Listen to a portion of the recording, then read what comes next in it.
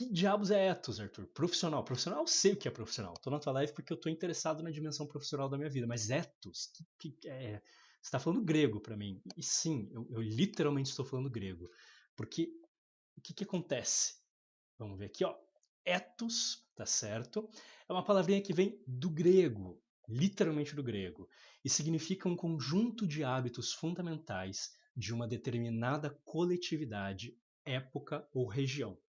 Ou seja, a gente tem um conjunto de padrões, de hábitos que são muito importantes, muito essenciais para um determinado grupo de pessoas, para uma determinada cultura, sociedade, subcultura, né?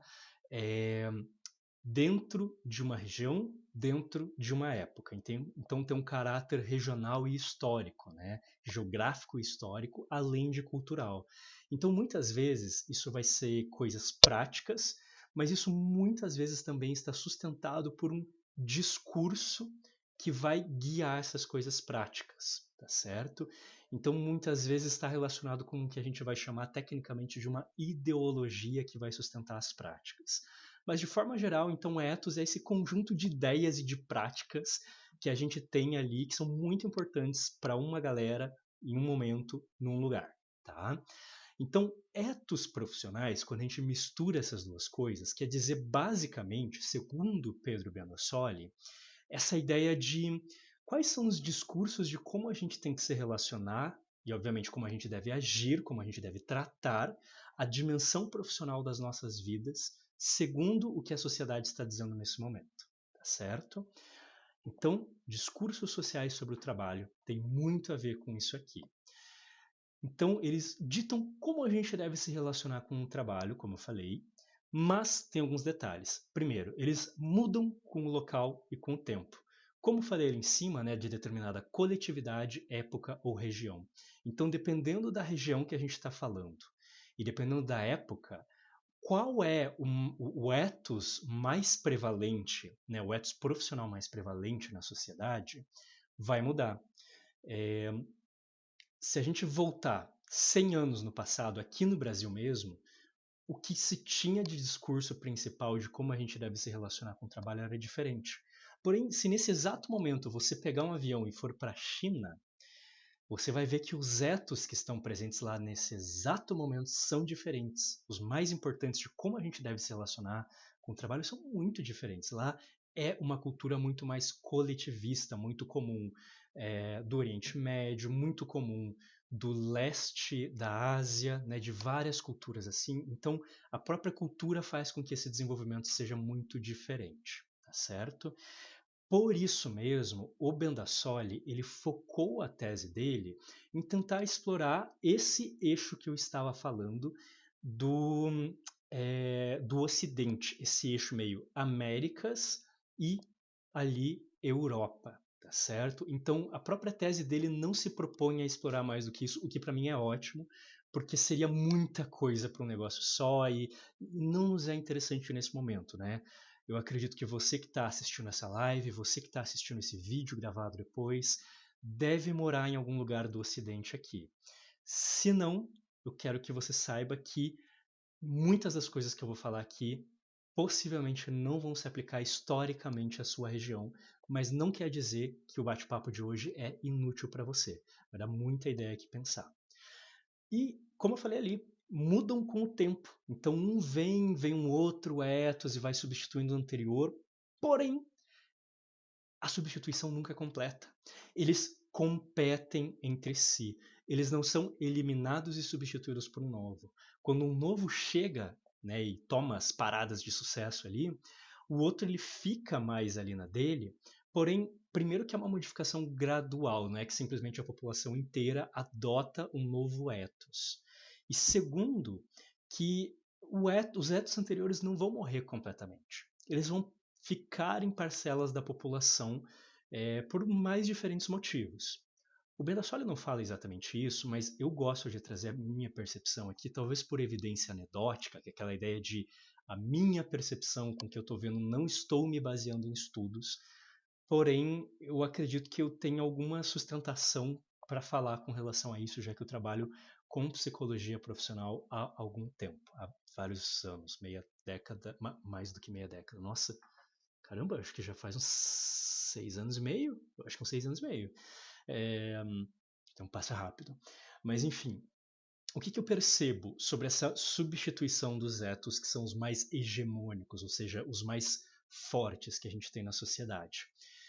Que geralmente classes sociais e determinadas áreas de trabalho costumam ser a vanguarda na nossa nação e na maior parte das nações desse eixo ocidental aqui, e elas adotam primeiro esses novos etos que vão surgindo e isso vai passando depois para outras partes. Nomeadamente, eu estou falando aqui de classes sociais que têm mais recursos financeiros, né? Classe A, vamos dizer assim, elas costumam ser muito vanguarda, classe B, nesse tipo de coisa, muito porque eles estão em áreas de atuação que têm mais contato com essas coisas, estão mais em contato com uma globalização muitas vezes, então eles importam muito mais ideias.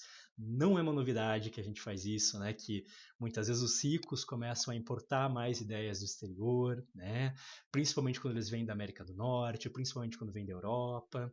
Então, isso é uma coisa que começa e geralmente vai indo cada vez mais para classes sociais que têm menos acesso a recursos financeiros. Ok? Então, isso eu percebo que é uma coisa que vai acontecendo, né? Vai para classe C, classe D e aí vai indo. E aí é óbvio que tem também áreas profissionais que são muito mais de vanguarda. De novo, principalmente as áreas que precisam estar muito mais atualizadas, que são mais globalizadas, né? Então a gente está falando aqui, por exemplo, de indústrias que trabalham de uma maneira, né, que são multinacionais. A gente está falando aqui de áreas de tecnologia, ok? TI, por exemplo, né? Áreas que muitas vezes você está fazendo meeting com o teu colega de trabalho que trabalha em outro país, sabe?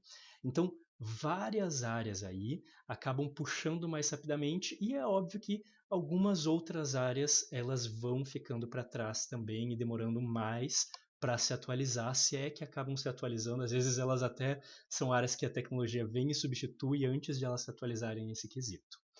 E é óbvio, pessoas mais velhas costumam ter etos mais anteriores, porque elas vão basear muito os etos delas no que elas aprenderam com os seus cuidadores e as suas referências enquanto cresciam antes de ingressar numa carreira ou numa profissão, mesmo que elas tenham começado a trabalhar numa barraquinha de cachorro-quente com 10 anos, ok? E aí, quando elas começam a trabalhar, elas começam a pegar principalmente o ethos que está naquele momento, talvez principalmente na classe social dela ou naquela área de atuação dela. Okay? Então ela pega muito aquilo e ela acaba consolidando aquilo ali pelos 20, pelos 30 anos de idade, com o passar do tempo, às vezes até a área da pessoa se atualiza e tudo mais, mas é comum que a pessoa em si não se atualize tanto. Então, isso aqui é uma abertura para falar sobre os etos. Mas quais etos a gente está falando? O próprio Bendassori fala, olha, são infinitas as possibilidades. Porém, ele mesmo, na tese dele, ele sugere 5 principais para a gente começar a brincadeira. E eu acho que são 5 muito bem sugeridos e que ele constrói de uma ótima maneira. Mas como ele fala, e eu também gosto de deixar isso bem claro, você não necessariamente vai pegar a cartilha de um ethos e vai falar, nossa, esse ethos é exatamente a minha maneira de se relacionar com o trabalho. Isso às vezes acontece com algumas pessoas, mas é muito comum que a gente tenha um pouquinho assim de referência de outros ethos também, tá certo? Então a gente pode ter muitas vezes um ethos principal, mas algumas características de outros, ou às vezes fazer uma amálgama entre 2 ou 3 ethos, mas eu acho muito difícil. A minha prática me levou a notar que eu não consigo encontrar pessoas que têm elementos assim de todos os ethos ou da maioria. Geralmente ela vai enviesar para um lugar, para um lado, para um corte, mesmo que não seja só um específico, mas é uma amálgama muito específica e que tem a ver com características e preferências de personalidade dela, misturado com as referências que ela acabou tendo antes do trabalho e durante o principal período de trabalho da vida dessa pessoa, tá certo? Principalmente quando ela está começando nas primeiras décadas de trabalho.